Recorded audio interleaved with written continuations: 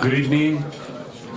Thank you for the opportunity given to me to speak about terrorism and the specificity of Islamic terrorism. Avi Gilter related before that he was asked, how do you fight terrorism? And he said, I don't know, because I don't fight terrorism. I never fight terrorism. I'm fighting against terrorists. And as a matter of fact, terrorism is a means. It's not a goal. It's not an aim. It's a means which is violence in order to terrorize people, and usually by violence against civilians.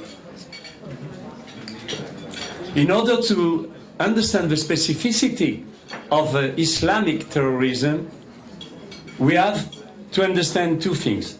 First, what is the aim of these terrorists? And second, why do they use the tool they are using? For all the radical organizations, it could be the Islamic State, Al-Qaeda, the Muslim Brothers, Hezbollah, Hizb ut-Tahrir, and so on, the aim, the final aim, is the political domination of the world by Islam. Political domination of the world. Not religious, political. Islam is Din wa Dawla. It means religion and politics. You could not separate in Islam between religion and politics. And the aim is a political one, and that's Allah's will. You will find various and different opinions concerning the way to achieve this goal. But you could include all of them under one banner. It is jihad. And for many of them, jihad means al-mautu fi sabilillah. It means the death in the way of Allah. The slogan of the Muslim Brothers finishes by the following words: dying in the way of Allah is our highest hope. That's the reason you can find, and only in Islamic terrorism, you can find thousands of terrorists who are ready to die in order to commit the attacks. Abu Musab al-Suri is the ideologue of the Islamic State. And he opens his book, his basic books, which is World Islamic Resistance, with a verse of the Quran, in which Allah promises the remission of all the sins of any Muslims killed in the way of Allah.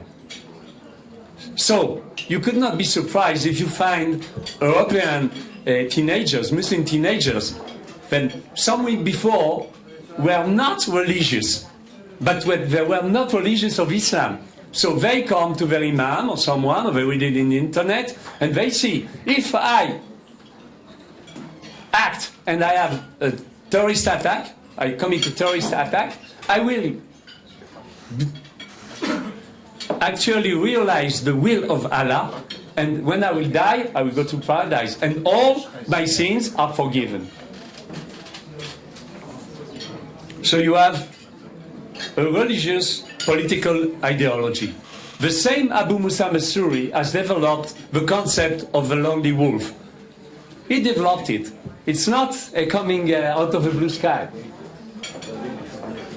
Basically, he said, the Western intelligence services are very efficient. In order to avoid or to make it difficult for them to find the terrorists before they perpetrate their attacks, the way is to decentralize. You will not have to be affiliated to the Islamic State. You just have to apply this ideology. Just read what we say in our pamphlets and so on. Listen to Al-Adnani, which is the spokesperson of the Islamic State. He wrote, if you can kill a disbelieving American or European, then rely upon Allah and kill him in any manner or way, however it may be. Smash his head with a rock, or slaughter him with a knife. Run him over with your car. You remember Nice with a truck Okay? Say, throw him down from a high place, or choke him, or poison him.